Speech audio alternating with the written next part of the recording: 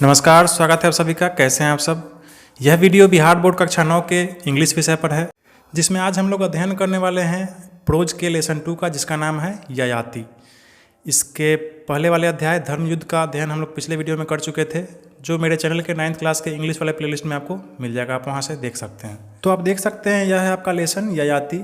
और आज के इस वीडियो में हम लोग सबसे पहले इस लेसन को अच्छे से समझेंगे, इसके जितने भी टफ वर्ड्स हैं उनका मीनिंग समझेंगे।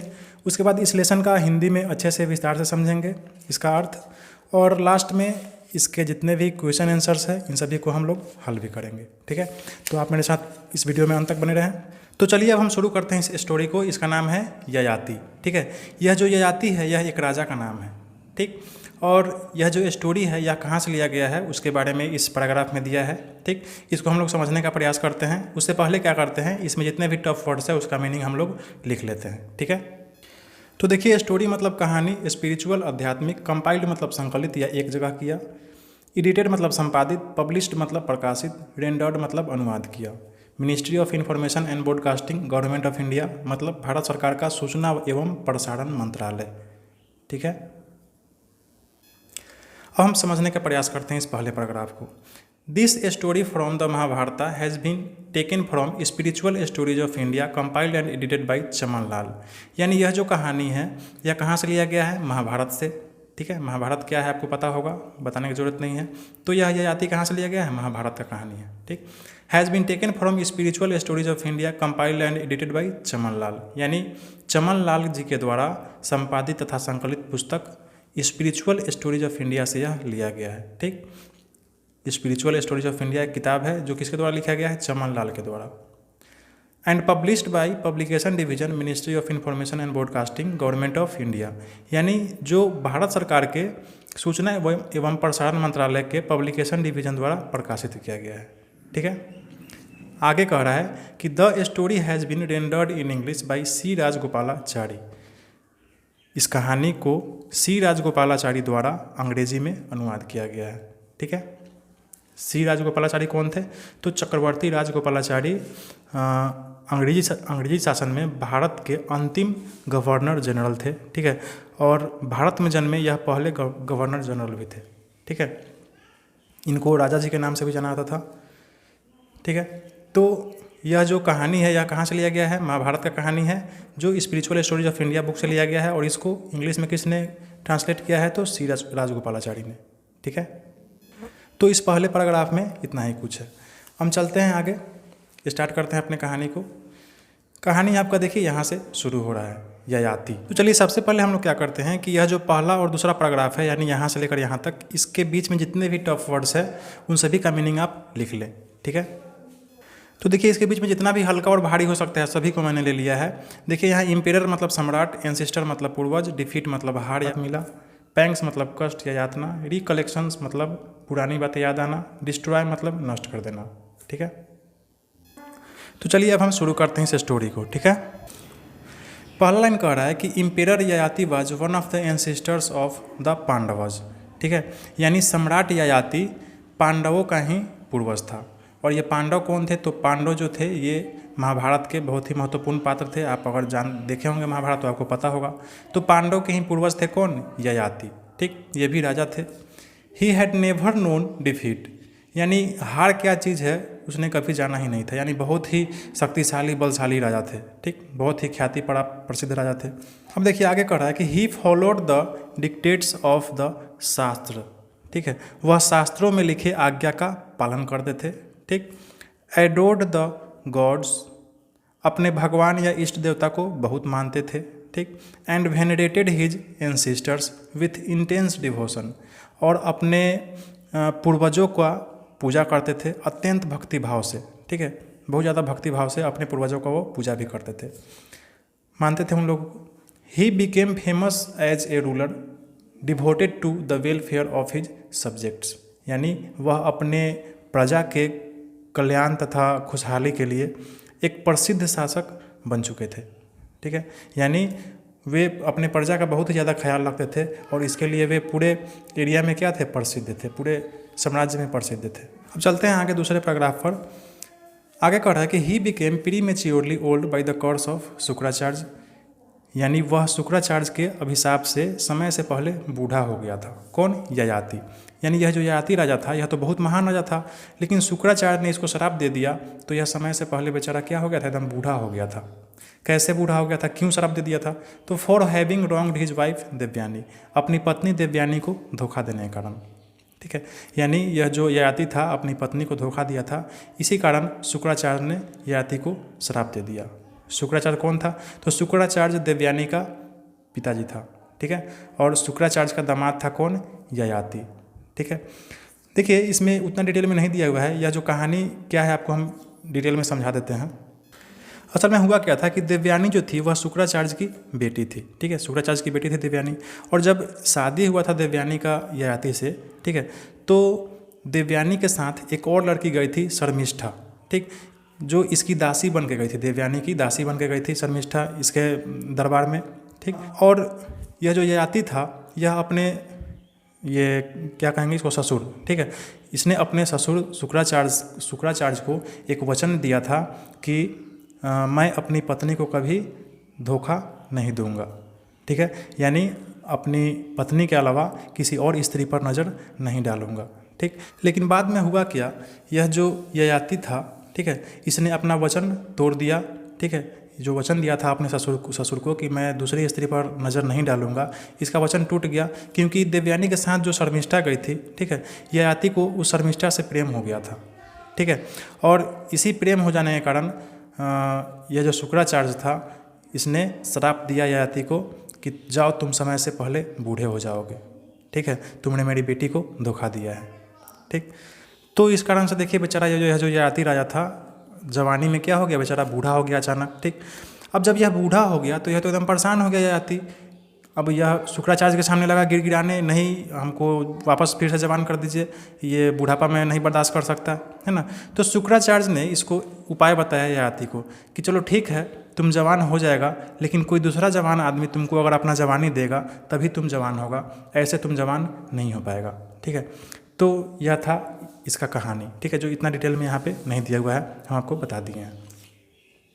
तो क्या कह रहा है कि शुक्राचार्य जो था वह कर्ज दे दिया था किसको? ययाति को, जो समय से पहले बूढ़ा हो गया, for having wronged his wife Devayani, अपनी ये पत्नी को धोखा देने के कारण। ठीक, in the words of the poet of Mahabharata, यानी महाभारत के कवि के शब्दों में, Yayati attend that old age which destroys beauty and brings on miseries. ठीक है, ययाति ने उस बुढ़ापा को प्राप्त कर लिया था जो सुंदरता को नष्ट कर देता है और दुख और कष्ट ला देता है। ठीक है, it is needless to describe the misery of vigorous youth suddenly blighted into age, यानी उम्र में अचानक बूढ़े हो चुके एक बलशाली युवा का दुख का वर्णन करने का जरूरत नहीं है। Where the horrors of loss are accentuated by pangs of recollection, जहाँ यादों के दर्द से नुकसान की भयावहता बढ़ जाती है। ठीक, आपके साथ अगर कोई चीज़ बुरा होगा आप उस चीज़ को ज़्यादा बार बार वही चीज़ सोचेंगे कि हाँ मेरे साथ इतना बड़ा चीज़ हो गया, मेरे साथ ये हो गया, मेरे साथ वो हो गया, है ना, तो वह जो दर्द है वह बहुत ज़्यादा हो जाएगा। ठीक, तो वही यहाँ पे कह रहा है। और हम चलते हैं अगले पैराग्राफ पर। अगला जो आपका पैराग्राफ है 3 नंबर, इसमें जितने भी टफ वर्ड्स है उन सभी का मीनिंग पहले आप लिख लें अपने कॉपी में। स्टिल मतलब अभी भी या फिर भी, डिजायर इच्छा या लालसा, सेंसुअल मतलब कामुक या इंद्रिक, एन्जॉयमेंट मतलब आनंद, वर्चुअस धार्मिक या भला, एकॉम्प्लिश्ड मतलब कुशल या निपुण, अपील्ड मतलब प्रार्थना किया, पिटियसली मतलब करुणा भाव से, अफेक्शन मतलब स्नेह या प्यार, ग्रैंडफादर मतलब नाना, अनएक्सपेक्टेडली मतलब अचानक, रिस्ट्रेंट मतलब संयम, डिनाई मतलब मना करना, लॉफुल मतलब वैध या उचित, प्लीजर आनंद, बियर वहन करना, बर्डन ये बोझ, बेस्टो मतलब प्रदान करना, और किंगडम मतलब राज्य या साम्राज्य।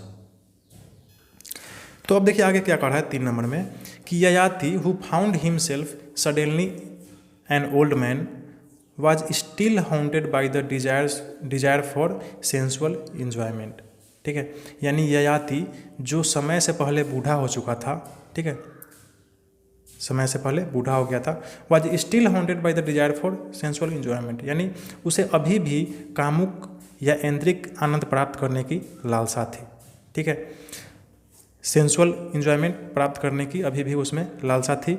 इसको सेंसुअल मतलब आप सेक्सुअल भी कह सकते हैं, ठीक। ही हैड 5 ब्यूटीफुल सन्स, उसके 5 सुंदर पुत्र थे, किसको? ययाति के, ठीक है। ऑल वर्चुअस एंड एकम्प्लिस्ड, ठीक है, और सभी धार्मिक तथा कुशल थे, ठीक है। Yayati called them and appealed piteously to their affection, यानी ययाति ने उन सभी को बुलाया और करुणा भाव से उन सभी से प्रार्थना किया, ठीक है। अपील्ड पिटियसली यानी करुणा भाव से प्रार्थना किया। The curse of your grand father Shukracharya has made me unexpectedly and prematurely old. उसने क्या प्रार्थना किया अपने 5 बेटों से कि तुम्हारे नाना जो थे शुक्राचार्य, है ना, उनके अभिशाप ने मुझे समय से पहले अचानक बूढ़ा बना दिया है, ठीक। तुम्हारे नाना ने क्या किया है? उसके श्राप ने मुझे समय से पहले बूढ़ा बना दिया है। I have not had feel of the joys of life, ठीक है। मैंने तो अभी अपने जीवन का पूरा आनंद भी नहीं लिया है। कौन कहा? ययाति। किससे? अपने बेटे से। मैंने अभी तो अपने जीवन का पूरा आनंद भी नहीं लिया है और तुम्हारे नाना ने क्या किया? मुझे बूढ़ा बना दिया। For not knowing what was in store for me, है ना, क्योंकि मुझे मालूम ही नहीं था कि मेरे साथ क्या होने वाला है, ठीक। अगर मुझे मालूम रहता, इस लाइन के कहने का मतलब यह है कि अगर मुझे मालूम रहता कि मेरे साथ क्या होने वाला है तो मैं वैसा गलती नहीं करता या फिर जल्दी जल्दी मैं अपना जीवन का आनंद ले लेता, ठीक। तो यही कह रहा है कि मैंने जाना भी नहीं था कि मेरे साथ क्या होने वाला है और अचानक तुम्हारे नाना के कर्ज ने क्या कर दिया? मुझे बूढ़ा बना दिया। आगे कह रहा है कि I lived A life of restaurant denying my self even lawful pleasures, है ना। मैंने हमेशा संयमित जीवन जिया है, यहाँ तक कि मैंने अपने जीवन के उपभोग करने वाले उचित या वैध आनंद को भी ठुकरा दिया है, ठीक है। One of you ought to bear the burden of my old age, ठीक, and give his youth in return। अब क्या कर रहा है? देखिए, यह इंपॉर्टेंट लाइन है कि तुम में से किसी एक को मेरे बुढ़ापे का बोझ उठाना होगा और बदले में मुझे अपनी जवानी देनी होगी, ठीक। देखिए, ययाति का 5वां बेटा जवान था, है ना, और 5वें बेटा से यह प्रार्थना कर रहा था कि उसके नाना ने क्या किया है? उसको समय से पहले बूढ़ा कर दिया है। 5 में से कोई एक उसको जवानी अपना दे दे, ठीक है, और इसका बुढ़ापा बदले में ले ले। वही कह रहा है कि one of you ought to bear the burden of my old age, यानी तुम में से किसी एक को क्या करना पड़ेगा? मेरा बुढ़ापा का बोझ उठाना पड़ेगा, ठीक। आगे कह रहा है कि he who agrees to this and bestows his youth on me will be the ruler of my kingdom. अच्छा, एक और प्रस्ताव दे रहा है अपने बेटा सबको कि जो इसके लिए सहमत होगा, यानी जो मेरा बुढ़ापा लेगा और अपना जवानी मुझको देगा, ठीक है, जो इसके लिए सहमत हो जाएगा और अपनी जवानी मुझे दे देगा, वही मेरे राज्य का शासक भी होगा, ठीक है। वही मेरे राज्य का क्या होगा? शासक भी होगा। Will be the ruler of my kingdom. I desire to enjoy life in full vigour of youth. मैं पूरे जोश के साथ अपने जवानी का जीवन का क्या करना चाहता हूँ? आनंद लेना चाहता हूँ, ठीक। तो यह कौन कहता है? ययाति अपने बेटा सबसे कहता है, जब अचानक से बूढ़ा हो जाता है तब कहता है। तो आशा है आपको यहाँ तक समझ में आ गया होगा। हम चलते हैं अगले पेज पे। देखिए, अगला जो पैराग्राफ है यह 4 नंबर पैराग्राफ, ठीक है, 4 नंबर पैराग्राफ का, और इसके बाद देखिए यहाँ पे 5 नंबर पैराग्राफ है, ठीक। इसके बाद देखिए यहाँ पे 6 नंबर पैराग्राफ है और 7 नंबर। तो यहाँ तक के जितने भी टफ वर्ड्स है उन सभी का मीनिंग आपको हम पहले लिखवा दे रहे हैं, उसके बाद शुरू करेंगे। देखिए, पहला है इल्डेस्ट यानी सबसे बड़ा, बीडिंग मतलब बोलना या बोली लगाना, मॉक मतलब हंसी उड़ाना, यंगर मतलब छोटा, डियरर मतलब सबसे प्यारा, जेंटली धीरे से आराम से, रिफ्यूज मतलब इनकार, स्ट्रेंथ मतलब शक्ति, फॉल्टर लड़खड़ाना, प्लाइट दुर्दशा, डिक्लाइंड इनकार किया, विश्ड इच्छा या कामना, होप्ड मतलब आशा किया, एक्सचेंज मतलब अदला बदले, ठीक है। हम आगे चलते हैं 4 नंबर पैराग्राफ पे। He first asked his eldest son to do his bidding, यानी वह जो ये आती है यह अपना व्यथा सबसे पहले किसको गया कहने? अपने सबसे बड़का बेटा को, ठीक है। सबसे पहले उसने अपने सबसे बड़े बेटे से पूछा कि बोलो तुम क्या कहते हो, मेरा बुढ़ापा लोगे, अपना जवानी दोगे, ठीक है। सोचिए अगर आपके पिताजी आपसे पूछे इस टाइप का बात तो आप क्या कहेंगे, है ना। ऐसा प्रश्न है आगे कह रहा है कि that son replied, O great king, women and servants will mock at me if I were to take upon my self your old age. यानी उस बेटे ने जवाब दिया कि महाराज, ओ ग्रेट किंग यानी महाराज, अगर मैं आपका बुढ़ापा ले लेता हूँ तो औरतें और जो यहाँ के नौकर चाकर हैं, है ना, वो सब क्या करेंगे, मेरा हंसी उड़ाएंगे, विल मॉक एट मी, हंसी उड़ाएंगे। ठीक, मैं ऐसा नहीं कर सकता हूँ। ठीक, मैं ऐसा नहीं कर सकता हूँ। उसके बाद कह रहा है कि I can not do so, यानी मैं ऐसा नहीं कर सकता हूँ। ठीक, ask of my younger brother who are dearer to you than my self, यानी यह बात आप अपने छोटे भाइयों से पूछे जो आपके लिए मुझसे ज़्यादा प्रिय है। ठीक है, घर में सब भाई को यही लगता है कि हमसे ज़्यादा प्यार पापा उससे करते हैं, है ना। तो यही बात यहाँ भी है। बड़का भाई से जब पूछा जाती तो बड़का भाई कह रहा है कि आप हमसे कहला कह रहे हैं, आपका तो प्यारा सबसे छोटका भाई है, जाइए उससे पूछिए। ठीक, तो चलते हैं अगले पैराग्राफ पे, 5 नंबर पे। When the second sun was asked, यानी इस बात को जब दूसरे बेटे से यह प्रश्न पूछा गया, उसने पूछा ययाति ने, he gently refused with the word father you ask me to take up old age which destroys not only strength and beauty but also as I see wisdom, है ना। जब उसने दूसरे बेटे से पूछा तो दूसरे बेटे ने क्या जवाब दिया, उसने धीरे से यह बात कहते हुए इनकार कर दिया कि पिताजी, आप अपना बुढ़ापा मुझे देने के लिए कह रहे हैं जो न सिर्फ ताकत और बुढ़ापा को बर्बाद कर देता है बल्कि मुझे तो लगता है कि इससे बुद्धि भी समाप्त हो जाती है। जब बुढ़ापा आती है तो आदमी का क्या होता है, बुद्धि भी खत्म हो जाता है, यानी आदमी सठिया जाता है। ठीक, तो I am not strong enough to do so, यानी मुझसे ऐसा नहीं हो सकता है। ठीक, अब हम चलते हैं आगे। अब चलिए छठा पैराग्राफ जो है यह कह रहा है कि द थर्ड सन रिप्लाइड, यानी जब ययाति ने तीसरे बेटे से कहा, यह बात अपना व्यथा सुनाया, तो तीसरे बेटे ने उत्तर दिया, N old man can not ride a horse और एन एलिफेंट, यानी एक बूढ़ा आदमी घोड़ा या हाथी पर भी नहीं बैठ सकता, है ना। हिज स्पीच विल फॉल्टर, और उसका आवाज़ भी लड़खड़ा कर निकलता है। ठीक, लड़खड़ा कर निकलेगा। What can I do in such a helpless plight, यानी ऐसी दुर्दशा में मैं क्या कर पाऊँगा। मैंने अगर आपका बुढ़ापा ले भी लिया तो इस दुर्दशा में मैं क्या कुछ जीवन में कुछ कर पाऊँगा, कुछ भी नहीं कर पाऊँगा। आई कैन नॉट एग्री, मैं इस बात से सहमत नहीं हो सकता। ठीक, तो तीसरा बेटा भी इनकार कर दिया ययाति का। अब ययाति गया चौथा के पास। The king grew angry when he saw that his 3 sons had declined to do as he wished। कहने का मतलब है कि राजा बहुत गुस्सा हो गया जब उसने देखा कि उसके तीनों बेटों ने क्या किया है, उसका इच्छा को ठुकरा दिया है। ठीक, the king was very angry, जब इसको तीनों बेटों ने उसका इच्छा को ठुकरा दिया तो वह राजा क्या हो गया, बहुत गुस्सा हो गया। He hoped for better from his fourth son. ठीक, उसने अपने चौथे बेटे से कुछ अच्छा होने की आशा रखी थी। किसने, ययाति ने। ययाति ने सोचा था कि मेरा चौथा बेटा नहीं इनकार करेगा।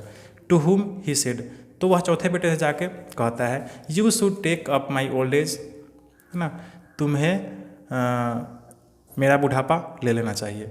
चौथे बेटे से कह रहा है कौन, Yayati. If you exchange your youth with me I shall give it back to you after some time and take back the old age with which I have been cost. यदि तुम अपना जवानी मुझे दे दोगे, ठीक है, तो मैं कुछ समय के बाद थोड़ा सा एंजॉय करके तुम्हारी जवानी तुमको मैं वापस तुम्हें लौटा दूंगा। ठीक है, कौन कहता है, ययाति अपने चौथा बेटा से। अब देखिए यहाँ तक तो आप पढ़ लिए, 7वां पैराग्राफ तक आप पढ़ चुके हैं। ठीक, अब देखिए यहाँ तक जो आप पढ़े हैं तो उसमें कुछ क्वेश्चन है, इसका आपको उत्तर देना है 1 से लेकर 5 तक। तो आप क्या करें, आप कॉपी कलम निकालें और इस 5 प्रश्न का हम हिंदी अच्छा से समझा दे रहे हैं, आप इसका उत्तर खुद से लिखने का प्रयास करें। ठीक, वैसे इसका आंसर हम आपको लिखवा देंगे बाद में, लेकिन पहले आप प्रश्न को समझ लें। पहला प्रश्न है कि हु वाज एम्परर ययाति, यानी सम्राट ययाति कौन था। ठीक, दूसरा प्रश्न है how did Yayati become old, who cursed him, Yayati कैसे बूढ़ा हो गया था और किसने उसे शराब दिया था। ठीक है, इसका उत्तर आप लिखने का प्रयास करें खुद से। तीसरा नंबर प्रश्न है कि was Yayati devoid of sensual desire, क्या ययाति इंद्रिय इच्छाओं से वंचित हो गया था। ठीक, चौथा प्रश्न है कि what was the reply off his eldest son, उसके सबसे बड़े पुत्र ने क्या जवाब दिया।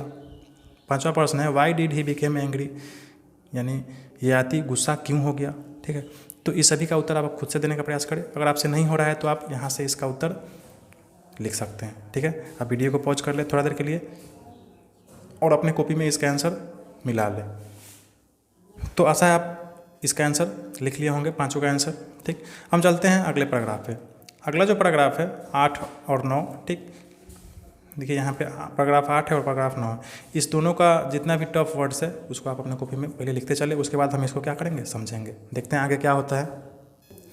बेग्ड मतलब याचना या निवेदन किया, फॉरगिव मतलब क्षमा, कॉन्सेंट सहमति, सीक मांगना, स्ट्रक मारना, सौरो दुख, सप्लिकेटेड प्रार्थना करना, अपोज्ड मतलब विरोध, रिंकल्स मतलब झुर्री, डिविलिटी दुर्बलता, इन्फर्मिटीज निर्बलता, फिलियल मतलब पुत्र संबंधी, रिलीव मतलब राहत देना और रिनून मतलब यश या ख्याति। ठीक है, अब चलते हैं स्टोरी पर हम। चलिए 8वां पैराग्राफ कह रहा है, शुरू करते हैं हम इसको। The fourth son begged to be forgiven, यानी चौथे पुत्र ने भी यह कहते हुए क्षमा मांग लिया। As this was a thing he could by no means consent to, an old man has to seek the help of others even to keep his body clean, है ना। यानी चौथे पुत्र ने भी यह कहते हुए क्षमा मांग लिया कि वह इस प्रस्ताव से किसी भी हाल में सहमत नहीं हो सकता है। ठीक, क्यों? क्योंकि एक बूढ़े आदमी को अपने शरीर को साफ रखने के लिए भी किसी दूसरे आदमी की क्या करनी पड़ती है, seek the help of other, यानी किसी दूसरे आदमी का मदद लेना पड़ता है बूढ़ा आदमी को अपने शरीर को भी साफ रखने के लिए। ठीक, तो उस अवस्था में मैं क्या करूँगा, है ना। ए मोस्ट पिटीफुल प्लाइट, ठीक, जो बहुत ही काफ़ी दयनीय दुर्दशा होती है। No much as he loved his father he could not do it. ठीक, यानी नहीं, हालांकि वह अपने पिता से बहुत प्यार करता था, बावजूद भी वह ऐसा करने को तैयार नहीं था। कौन? चौथा बेटा। चौथा बेटा ये अपने पिता का प्रिय था, है ना, लेकिन फिर भी यह इसके लिए तैयार नहीं हुआ। अब ये आती बेचारा परेशान, मेरा चारों बेटा क्या कर दिया, इनकार किया, है ना। आगे देखिए क्या करा है। Yayati was struck with sorrow at the refusal of the four sons, he paused for some time and then supplicated his last son who had never yet opposed his wishes. ठीक है, तो क्या कर रहा है कि he paused for some time, वह कुछ देर के लिए सोचा विचारा। ठीक है, वह कुछ देर समय ठहरा और सबसे छोटे बेटे से प्रार्थना किया। किससे? सबसे छोटे बेटे से प्रार्थना किया।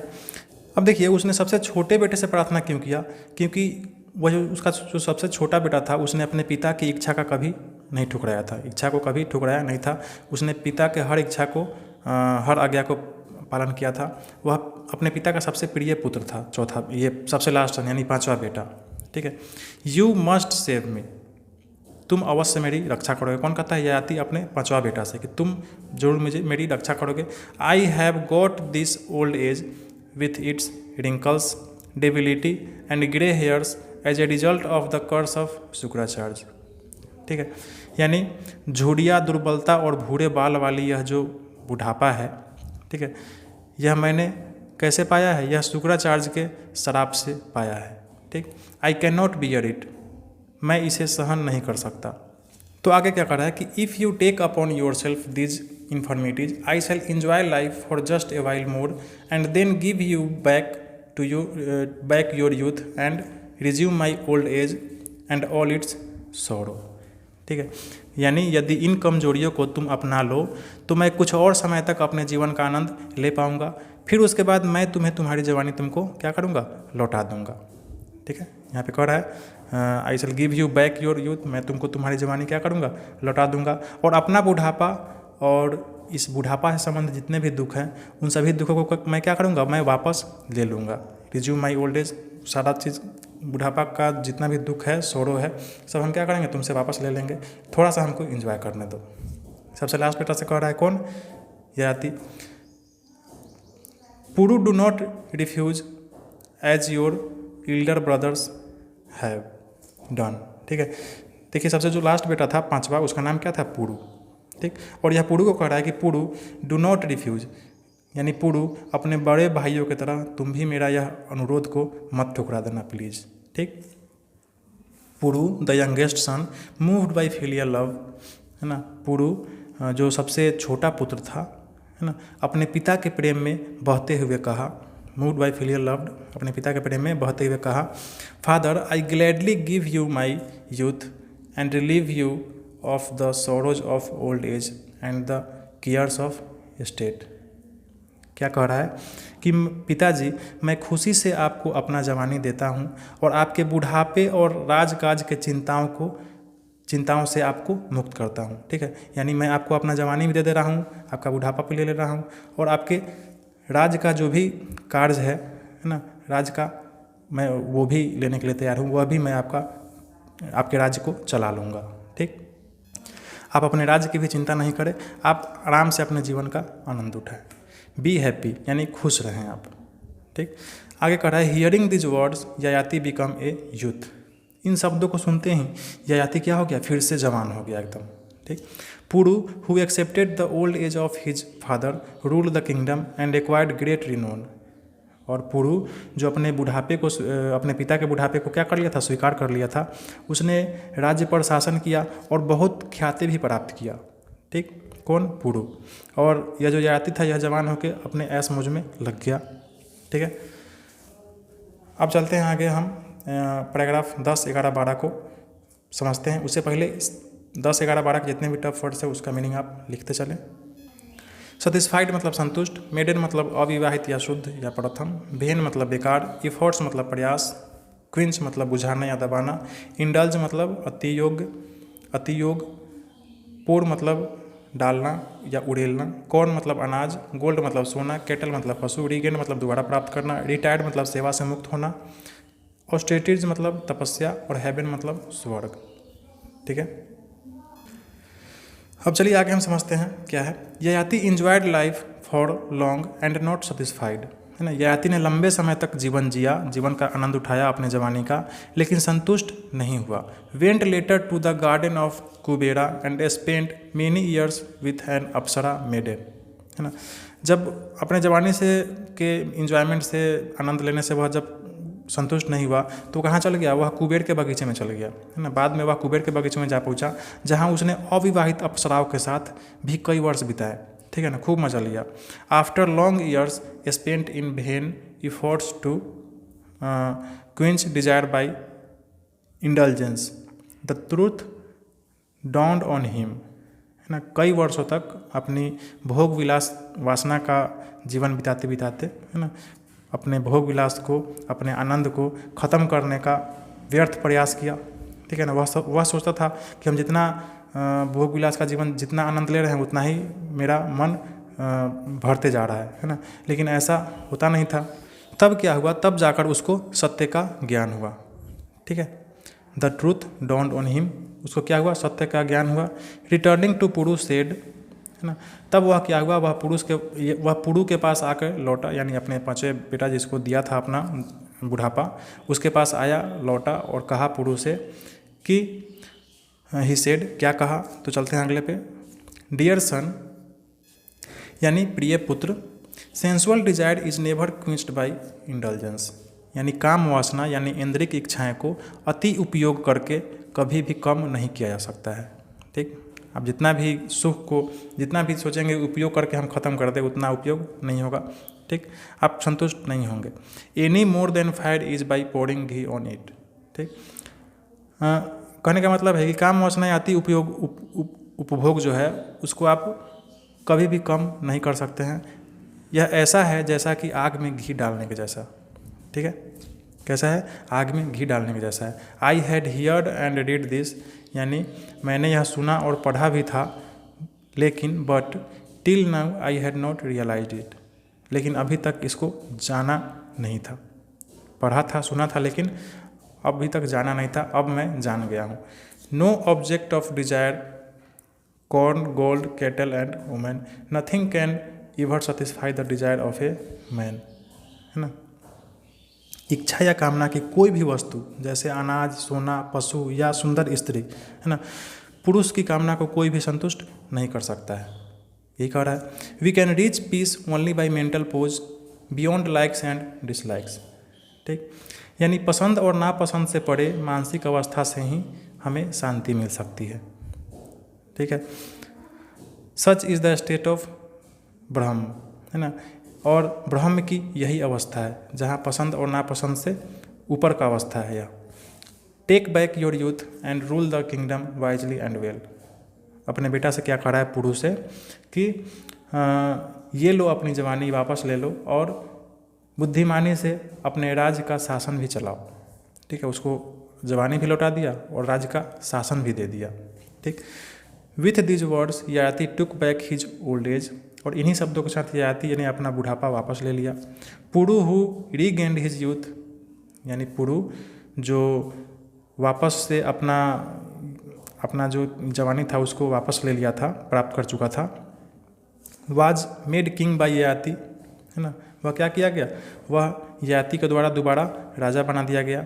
Who retired to the forest, और ययाति जो था वह क्या हो गया, वह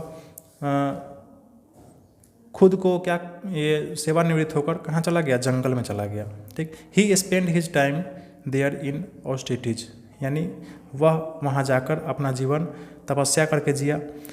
and in due course attend heaven, और कुछ समय के बाद वह स्वर्ग को प्राप्त कर लिया। ठीक है, तो यहाँ पे आपका यह अध्याय अब खत्म हुआ। तो हमको आशा है आपको इस अध्याय की जो चीज़ें हैं आपको अच्छे से समझ में आया होगा। आपको इस स्टोरी के द्वारा आपको क्या शिक्षा दिया जा रहा है, क्या मोरल है इस स्टोरी का, वह भी आपको समझ में आ गया होगा। ठीक, हम चलते हैं इसके प्रश्न उत्तर की तरफ। इसमें देखिए 2 प्रश्न हैं, B1.2 और B1.3।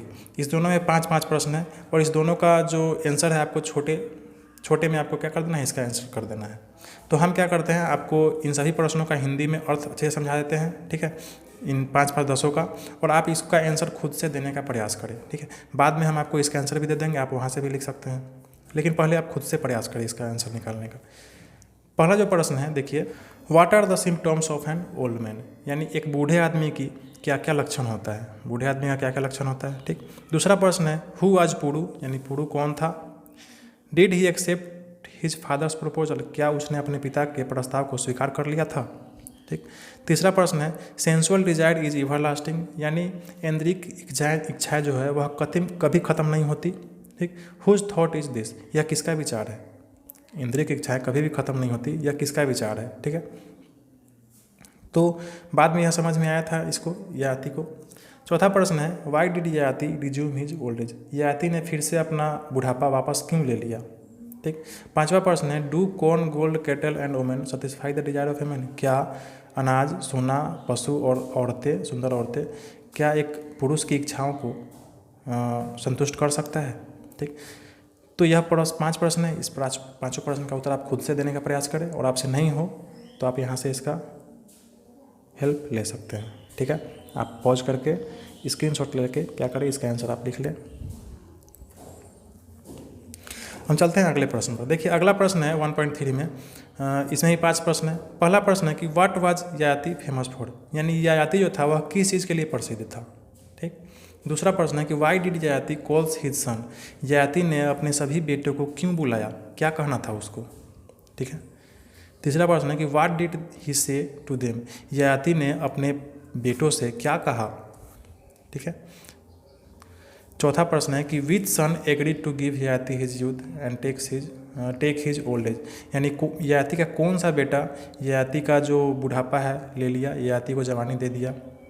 ठीक, पांचवा प्रश्न है कि why did Yayati go to the garden of Kubera, Yayati Kuber के बगीचे में क्यों गया। ठीक है, तो यह 5 प्रश्न का अर्थ है, आप इसको अपने से खुद से बनाने का प्रयास करें, और आप यहाँ से मदद भी ले सकते हैं। आप पॉज कर ले, स्क्रीनशॉट ले ले और इसका उत्तर बना ले। चलते हैं आगे। देखिए आगे है लॉन्ग आंसर क्वेश्चन, यानी इसमें आपको कुछ थोड़ा सा बड़ा आंसर इसका बनाना है। ठीक है, तो इन प्रश्नों को भी हल करने का वही तरीका है, हम आपको समझा दे रहे हैं, आप खुद से हल करने का प्रयास करें। आपसे नहीं हो तो आप यहाँ से सहारा भी ले सकते हैं। ठीक है, हम सबसे पहले 2 प्रश्नों को समझते हैं और इसका उत्तर एक साथ लिखेंगे। Y did Yayati become prematurely old, Yayati जो था वह समय से पहले क्यों बूढ़ा हो गया। Why did he dislike it, और उसको यह बुढ़ापा पसंद नहीं था, क्यों। ठीक।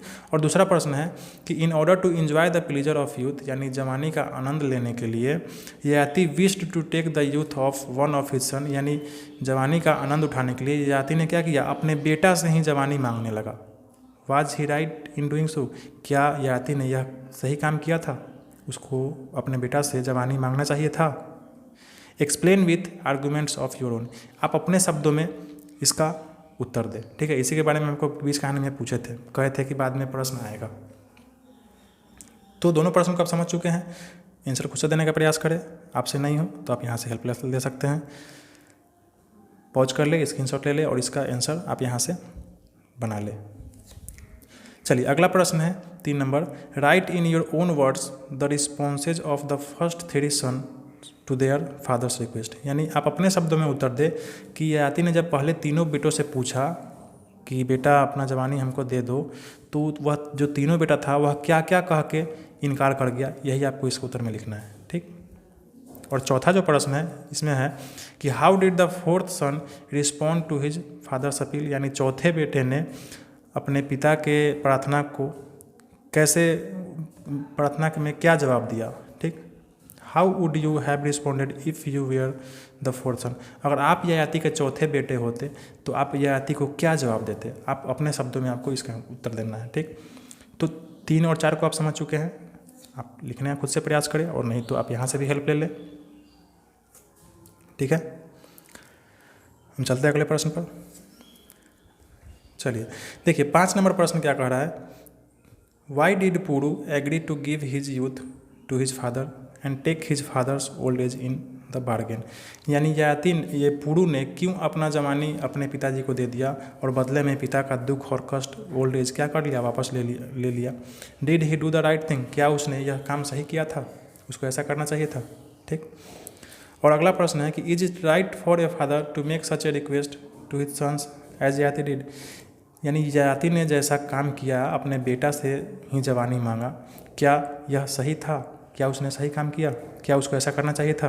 तो छठे प्रश्न में आप इसका उत्तर लिख सकते हैं, ठीक। तो 5 और 6 का उत्तर आप यहाँ से लिख सकते हैं, ठीक है। हम सब चलते हैं अगले प्रश्न पर। अगला प्रश्न है 7 number, were the 4 sons justified in refusing their fathers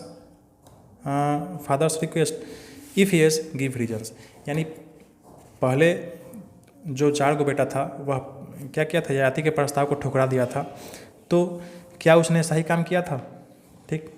if yes, अगर हाँ उसने सही काम किया था, ठुकरा दिया था, नहीं दिया अपना जवानी, तो क्यों नहीं दिया, मतलब आपको इसका रीज़न बताना है, ठीक।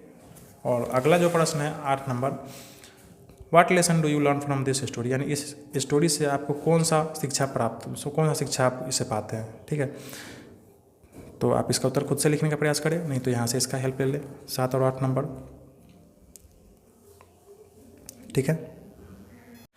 तो यहाँ तक तो कोई दिक्कत नहीं है। अब देखिए अगला जो प्रश्न है वह है ग्रुप डिस्कशन, इसमें आपको अपने दोस्तों के साथ चर्चा करना है किस टॉपिक पर, तो elderly people are assets to our nation, do you agree, give reasons, यानी जो उम्रदराज लोग हैं, बूढ़े लोग हैं, वो हमारे देश के लिए संपत्ति के रूप में है ना, क्या आप इससे सहमत हैं, यानी अब अपने दोस्तों में क्या करना है, चर्चा करना है, ठीक।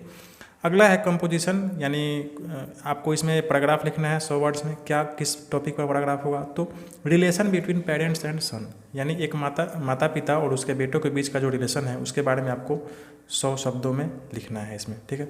तो आप खुद से लिखने का प्रयास करें इसमें। इसके बाद देखिए ये टेलीग्राम का फॉर्मेट है, ये टेलीग्राम तो अब आता नहीं है एग्जाम में, ठीक है, टेलीग्राम पहले होता था। इसके बाद देखिए यहाँ पे आगे है वर्ड स्टडी, ठीक है, करेक्ट करना है, विगर VI देखिए GOUR होगा, है ना, ताकत, पीटीफुल यानी दयालु, सही स्पेलिंग यहाँ पे है, ठीक। रिलीव RELIEV होगा, है ना, यानी राहत देना। बेस्टो BESTOW होगा, है ना, यानी देना। इंडल्जेंस मतलब INDULGENC, इंडल्जेंस मतलब अति भोग, किसी चीज़ का जब बहुत ज़्यादा उपयोग करना, ठीक हो गया, कोई दिक्कत नहीं। देखिए आगे जो है इसमें आपको क्या करना है, इस सभी का दो गो इसका आपको अर्थ बताना है, ठीक। पहला है डिफीट का हार होता है, पराजय भी होता है। डिजायर मतलब इच्छा होता है, कामना होता है। रेस्ट्रेंट मतलब होता है संयम या अंकुश भी कह सकते हैं। अफेक्शन मतलब स्नेह या प्यार। प्लीजर मतलब आनंद या खुशी, ठीक। अब चलिए, अब अगला जो आपका क्वेश्चन है वर्ड फॉर्मेशन, ठीक है, क्या वर्ड फॉर्मेशन है। तो देखिए आपको यह सब जो वर्ड दिया हुआ है इसमें OUS, EOUS और IOUS लगाकर इसमें आपको दूसरा नया वर्ड बनाना है, ठीक है। यानी इसमें आपको सफिक्स लगाना है। सफिक्स का मतलब क्या होता है, इसको हिंदी में कहते हैं प्रत्यय, ठीक है। यानी किसी शब्द के लास्ट में जुड़ के उस शब्द का मीनिंग बदल देना, ठीक। तो यह क्या होता है, सफिक्स होता है, इसको प्रत्यय कहते हैं। तो इन सभी का सफिक्स आपको बनाना है। तो देखिए इधर आपका नाउन दिया हुआ है और इधर आपको एडजेक्टिव बनाना है OUS लगाकर। तो जॉय का आनंद होता है, जॉयस मतलब आनंदित, प्रेस्टीज मतलब प्रतिष्ठा और प्रेस्टिजियस मतलब प्रतिष्ठित, ठीक है। आप यहाँ से ऐसे बना सकते हैं। देखिए फेम मतलब प्रसिद्ध और फेमस मतलब प्रसिद्धि, फेम मतलब प्रसिद्धि और फेमस मतलब प्रसिद्ध। पॉपुलेशन मतलब जनसंख्या और पॉपुलस मतलब अधिक आबादी वाला। विगोर मतलब शक्ति और विगोरस मतलब शक्तिशाली, ठीक। डेंजर मतलब खतरा और डेंजरस मतलब खतरनाक। कॉरेज मतलब साहस और करेजियस मतलब साहसिक, ठीक है। इस तरह से आप बना सकते हैं। आगे देखिए है लेबर है ना, लेबर मतलब परिश्रम और लेबोरियस मतलब परिश्रमी। पीटी मतलब दया और पीटीएस मतलब दयनीय। उसके बाद देखिए विक्ट्री मतलब विजय और विक्टोरियस मतलब विजयी, ठीक।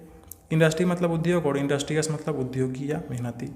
लग्जरी मतलब सुख और लग्जरियस मतलब सुखी या विलासी। मेरिट मतलब गुण और मेरिटोरियस मतलब गुणी या सराहनीय।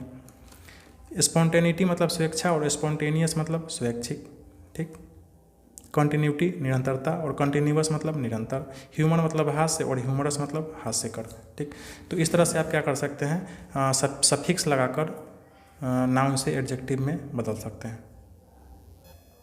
हम चलते हैं अगले प्रश्न पर। अगला जो देखिए, अगला जो प्रश्न है वर्ड वाला, इसमें आपको क्या करना है, सफिक्स लगाकर MENT आपको इसमें सफिक्स लगाना है, ठीक है। क्या लगाना है, MENT। तो आप यहाँ से इसको कर सकते हैं। देखिए फुलफिल का मतलब होता है पूरा और फुलफिलमेंट मतलब पूर्ति। अटेन मतलब प्राप्त, अटेनमेंट मतलब प्राप्ति। इंचेंट मतलब मंत्रमुग्ध करना और इंचेंटमेंट मतलब मंत्रमुग्ध। एग्री सहमत होना, एग्रीमेंट मतलब सहमति। बेटर मतलब बेहतर और बेटरमेंट मतलब सुधार। सेटल मतलब स्थिर करना और सेटलमेंट मतलब समाधान। रिटायर मतलब निवृत्त होना और रिटायरमेंट मतलब निवृत्ति। रिक्वायर्ड मतलब आवश्यक होना, रिक्वायरमेंट मतलब आवश्यकता। इंगेज संलग्न और इंगेजमेंट संलग्नता। इंटरटेन मनोरंजन करना और इंटरटेनमेंट मतलब मनोरंजन। एडजस्ट मतलब समंजन करना और एडजस्टमेंट मतलब समायोजन करना, समायोजन, ठीक। इम्प्रूव मतलब सुधारना और इम्प्रूवमेंट मतलब सुधार, ठीक है। अब हम चलते हैं आगे। देखिए अगला जो प्रश्न है वह इसमें आपको इसमें भरना है। देखिए मोरली गुड मतलब जो चरित्र से अच्छा है उसको क्या करते हैं, वर्चुअस, ठीक। पेनफुल फीलिंग यानी बहुत बुरा जो फील होता है उसको क्या कहते हैं, पीटियसली, दयनीय। पीपुल हुम वन इज डिसेंडेड मतलब हम लोग कहाँ से आए, तो हम लोग अपने पूर्वजों के द्वारा आए हैं, एंसिस्टर्स होगा यहाँ पे, ठीक। रेस्पेक्टेड डीपली बहुत ज़्यादा रेस्पेक्ट करना यानी उसको पूजना, वेनेरेटेड होगा यहाँ, ठीक। कमांड मतलब बीडिंग, ठीक, आज्ञा देना, BIDDING होता है, ठीक है। अब आगे आपको क्या करना है, नीचे कुछ वर्ड्स दिया हुआ है और इसी वर्ड्स को क्या करना है आपको यहाँ पे फिल इन द ब्लैंक्स में आपको भरना है, ठीक है। तो आप इसको यहाँ से भर सकते हैं, ठीक है। कंसेंट, मेडन, कर्स, मॉक्ड, रिंकल, प्रीमेच्योरली, वर्चुअस और बीडिंग, ठीक है। अब देखिए इसके बाद देखिए ग्रामर का सेक्शन है, ठीक। ग्रामर का सेक्शन मैं इसलिए वीडियोज़ में इंग्लिश का नहीं बताता हूँ क्योंकि मेरा ग्रामर खुद उतना अच्छा नहीं है। मेरा इंग्लिश उतना ही तक अच्छा है जितना तक मैं आपको पढ़ा लेता हूँ, ठीक है। तो यह वीडियो आपको कैसा लगा आप हमें कमेंट करके ज़रूर बताएं, ठीक है। अच्छा लगा तो कृपया वीडियो को लाइक करें और मेरे चैनल को कृपया ज़रूर सब्सक्राइब कर लें। अब आप मुझसे कुछ सीख रहे हैं, मुझसे कुछ आपको फ़ायदा हो रहा है तो प्लीज़ आप मेरे चैनल को ज़रूर सब्सक्राइब करें। होता क्या है कि 70% ऐसे व्यूअर्स हैं मेरे चैनल के जो मुझे सब्सक्राइब नहीं किए हैं, जो मैं आज से नहीं बहुत पहले से कह रहा हूँ। यूट्यूब स्टूडियो जो है मैं उसमें देखता रहता हूँ, है ना। तो 70% ऐसे व्यूअर्स हैं जो मेरे वीडियोज़ को देखते हैं लेकिन मुझे सब्सक्राइब नहीं किया उन्होंने। तो कृपया आप मुझसे अगर कुछ फ़ायदा उठा रहे हैं तो मुझे सब्सक्राइब जरूर करें, ठीक है। Thank you. पढ़ाई करते रहें, खुश रहें और कुछ कहना चाहते तो कृपया कमेंट करें, ठीक है।